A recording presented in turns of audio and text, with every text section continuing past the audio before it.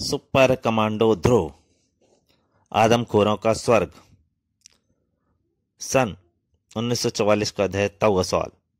द्वितीय विश्व युद्ध जब अपनी आखिरी सांसें गिन रहा था, अरब सागर से एक छोटे से द्वीप के घने दुर्गम जंगलों के बीचों बीच एक आधुनिक प्रयोगशाला में एक अनोखा प्रयोग अपनी समाप्ति पर था।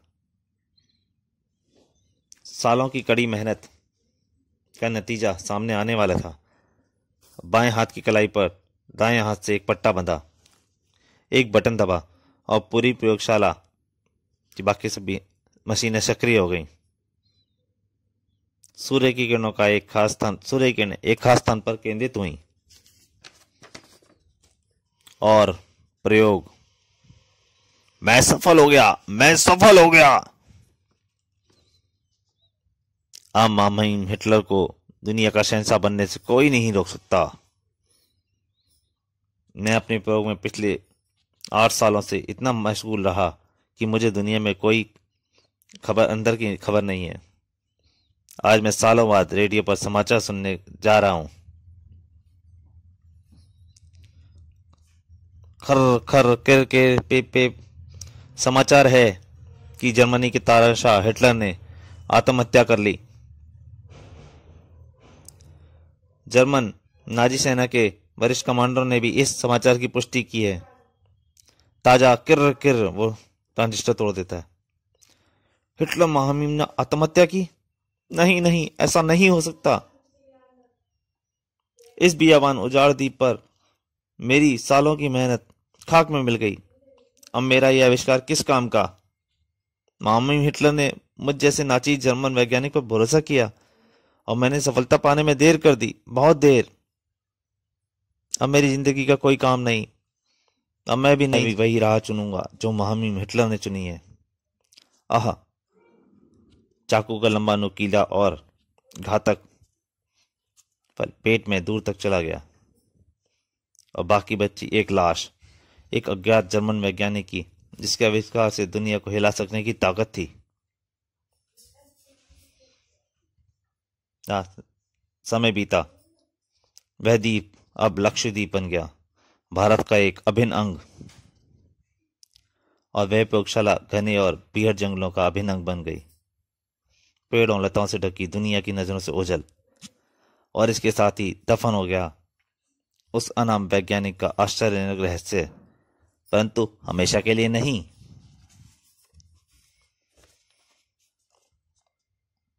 समय रात के 12:15। स्थान eagle cinema. Film king Kong का आखिरी शो अभी अभी खत्म हुआ था। हाउसफुल शो की भीड़ धीरे धीरे धुंध में गायब होनी शुरू हो गई। सच मदन, मुझे तो फिल्म देखकर ही दहशत सी हो गई। पागल हो तुम, ऐसा असलियत में कभी नहीं हो सकता। 60 फुट का गोरिल्ला। क्या है, धुंध भी गिर रही है और तुम्हें डर भी लग रहा है। चलो मैं तुमको हॉस्टल तक छोड़ाता हूँ, और आधे घंटे के पैदल का ही तो रास्ता है। और आधे घंटे बाद जब मदन शीला को हॉस्टल छोड़कर लौटा, बाय मदन, बाय शीला, तो लगभग 1 बज रहा था। धुंध और गहरी हो गई थी। हाँ हाँ, अगर इस वक्त मुझको किंग कॉन्ग जैसा कोई अजीब प्राणी मिल जाए तो। तभी गहरी धुंध की बहती हुई आवाज मदन के कानों से टकराई। मुझसे काम चलेगा, गुर गुर। है कौन? और इस आवाज की मालिक की एक झलक मदन का खून जमा देने के लिए काफी थी। उसके सामने जो कुछ भी खड़ा था उसके शब्दों में बयान करना असंभव था। किसी का खून पिए मुद्दत हो गई, इसलिए मुझको गढ़ का कानून तोड़कर यहां आना पड़ा। आगे मदन सुन नहीं सका। अजीब प्राणी के मिलने का उसका सारा ठंडा जोश ठंडा हो चुका था। वह पलटा और भागा, लेकिन धुएं के कारण वह ज्यादा दूर नहीं भाग पाया। उसका पैर केले के छिलके पड़ा और धार से फिसल के गिर गया। नहीं। खौफनाक कदमों की आहटें धीरे धीरे अब मदन के पास आती आ रही थी। अब पास आकर रुक गई। नुकीले पंजे मदन की गर्दन में गड़ने लगे और गर्म गर्म साएं उसके मुंह से टकराने लगी। धीरे धीरे उस पर बेहोशी छाने लगी।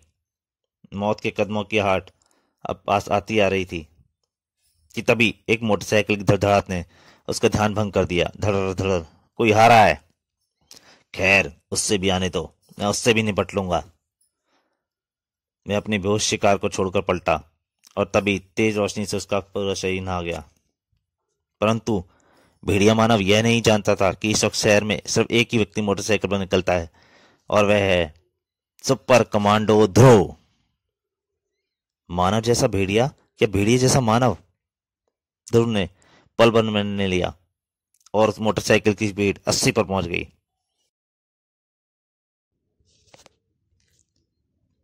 इतनी तेज गति की मोटरसाइकिल से टकराने का परिणाम हमेशा घातक सिद्ध होता है। आई! ध्रुव ने मोटरसाइकिल उसको दे मारी थी। हवा में उड़ता हुआ भेड़िया मानव का शरीर पीछे दीवार से जा भिड़ा, परंतु उस पर इसका कोई असर नहीं पड़ा। आश्चर्यजनक! ध्रुव समझ गया कि उसका सामना किसी असामान्य प्राणी से है। वह सामने से लपकते भेड़िया मानव से बचने के लिए तेजी से एक तरफ हटा, लेकिन भेड़िया मानव ध्रुव की आशा से अधिक फुर्तीला निकला। उसने दूसरा हाथ से वार किया। मैं ताकत में इससे नहीं जीत सकता। भेड़िया मानव दोबारा ध्रुव की तरफ बढ़ा। अगले पर ध्रुव का बदन रबड़ के गड्ढे की तरह मुड़ा। इसलिए अकल से काम लेना होगा।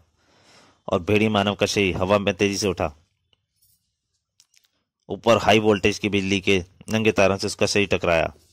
वह वापस जमीन पर आ गिरा। उसकी खून पीने की इच्छा खत्म हो चुकी थी। वह उठा और आश्चर्यजनक गति से एक तरफ भागा। इसका पीछा तो मैं मोटरसाइकिल से ही कर पाऊंगा। ध्रुव की मोटरसाइकिल तेजी से अपने शिकार के पीछे भागी। यह तो समुद्र की तरफ जा रहा है, लेकिन दोनों के बीच की दूरी बरकरार रही। आश्चर्यजनक, वह चीज क्या आखिर है क्या? उधर वो सोच रहा था, मेरा समय खत्म हो रहा है। उधर ध्रुव, इसको पकड़ना बहुत जरूरी है, वरना निर्दोष नागरिकों की जान खतरे में पड़ सकती है। सवालों में डूबे ध्रुव को गाड़ी तेज गति से मोड़ पर मुड़ी और करारी चोट थी। ध्रुव तुरंत बेहोश हो गया। ताड़ा!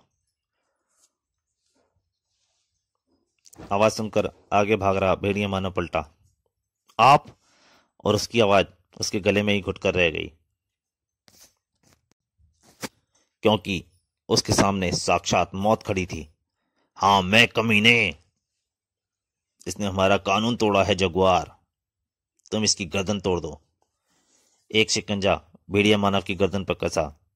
एक झटका लगा, कड़कड़ाक, और वह हमेशा के लिए शांत हो गया। एक आकृति ने झुककर लाश के बाएं हाथ से एक पट्टा खोला और भेड़िया मानव धीरे धीरे सिर्फ मानव रह गया। वे दोनों भयावह आकृतियां समुद्र की तरफ बढ़ चली।